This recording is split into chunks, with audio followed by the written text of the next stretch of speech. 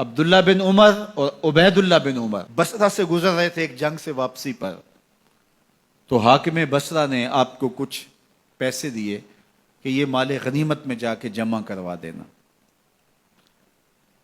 اور پھر خود ہی مشورہ دیا کہ عراق کے اندر فلاں فلاں چیز بہت سستی مل جاتی ہے اور حجاز میں ان چیزوں کی قیمت زیادہ ہے، تو اگر آپ ایسا کر لیں کہ یہ ان پیسوں سے خرید لیں اور جا کے مدینہ المنورہ میں فروخت کر دیں، تو جو زائد پیسے آپ کمائیں گے وہ آپ کے ہوئے، اور یہی اشرفیاں جو میں نے دی ہیں آپ کو، اتنی اشرفیاں بیت المال میں جمع کروا دینا، تم نے محنت کی ہوگی، تجارت کی ہوگی، تو جتنے بچیں گے وہ آپ کے ہوں گے۔ تو انہوں نے کہا بہت اچھا، وہاں سے مال خرید لیا، مدینہ المنورہ میں آ کے بیچ دیا، جتنی اشرفیاں انہوں نے وہاں سے دی تھی بیت المال کے لیے، اتنی بیت المال میں جمع کروا دی۔ حضرت عمر رضی اللہ تعالیٰ عنہ کو پتہ چلا، بیٹوں کو بلایا، کہا کہ سنا ہے تم نے کوئی کمائی کی ہے؟ کہا جی ہم نے تو تجارت کی اور جو مال لیا تھا اتنا مال ہی بیت المال میں جمع کروایا ہے۔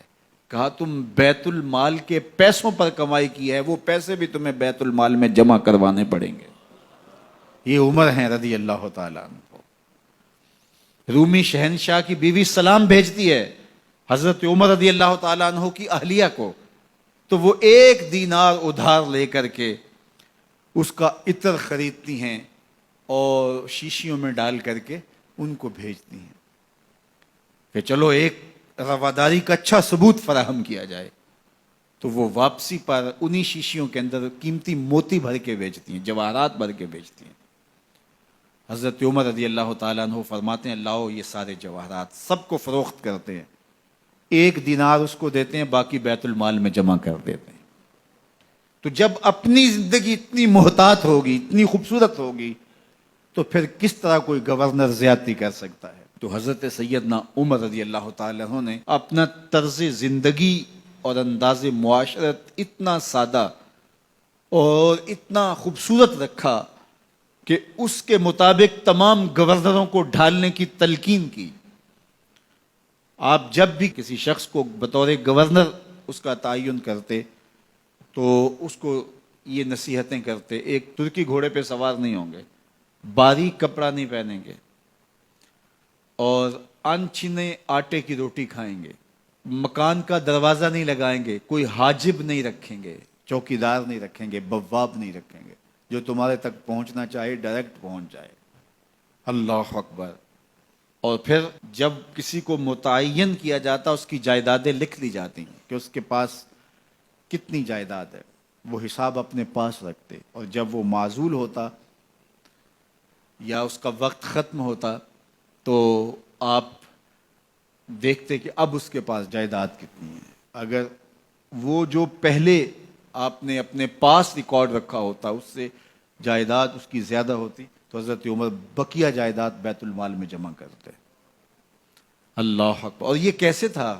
گورنر بول نہیں سکتا تھا، اس لیے کہ حضرت عمر کی اپنی بود و باش بھی اسی طرح کی تھی، اپنا طرز زندگی بھی اسی طرح کا تھا۔ مال غنیمت میں بہت ساری چادریں آتی ہیں جو سب کو تقسیم کر دی جاتی ہیں۔ خطبہ جمعہ دینے کے لیے آئے تو ایک شخص کھڑا ہو گیا، عمر خطبہ بعد میں سنیں گے، پہلے یہ بتائیں کہ یہ جو تم نے قمیض پہنی ہے یہ کہاں سے آئی؟ مال غنیمت کے اندر جو چادریں آئی ہیں سب کے حصے میں ایک ایک چادر آئی، آپ داراز قد ہیں، ایک چادر سے قمیض نہیں سل سکتی، تو آپ کی قمیض کہاں سے آئی؟ پہلے اس سوال کا جواب دے دیجئے، پھر خطبہ سنیں گے۔ اللہ اکبر۔ آپ کے بیٹے کھڑے ہوتے ہیں، کہا ایک چادر سے میرے باپ کی قمیض نہیں بنتی تھی، میں نے اپنے حصے کی چادر بھی اپنے باپ کو پیش کی ہے۔ اس نے کہا اب سناؤ، اور ہم سنتے ہیں۔ یہ ہے حضرت عمر رضی اللہ تعالیٰ عنہ کی اپنی ذاتی زندگی۔ ایاز بن غنم کے بارے میں یہ پتہ چلتا ہے کہ وہ موٹے کپڑے نہیں باریک کپڑے پہنتا ہے۔ اس نے گھر کے دروازے پر بواب بھی رکھا ہوا ہے، چوکیدار بھی رکھا ہوا ہے۔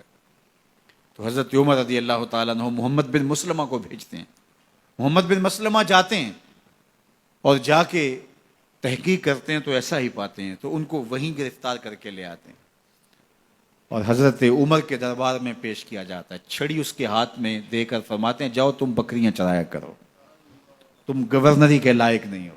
ایک گورنر کو بکریاں چرانے پہ لگا دیتے ہیں اس لیے کہ تم نے ان اصولوں سے، ان ضابطوں سے انحراف کیا ہے جو ایک سلطنت کے ذمہ دار کے لیے لازم اور ضروری ہیں۔ دور موجود کے حکمرانوں کو، چاہے وہ عرب کے حکمران ہوں چاہے وہ عجم کے حکمران ہوں، اگر وہ اسلام کا نام لیتے ہیں تو انہیں اپنے اعمال کا جائزہ لینا ہوگا کہ ہم کھڑے کہاں ہیں۔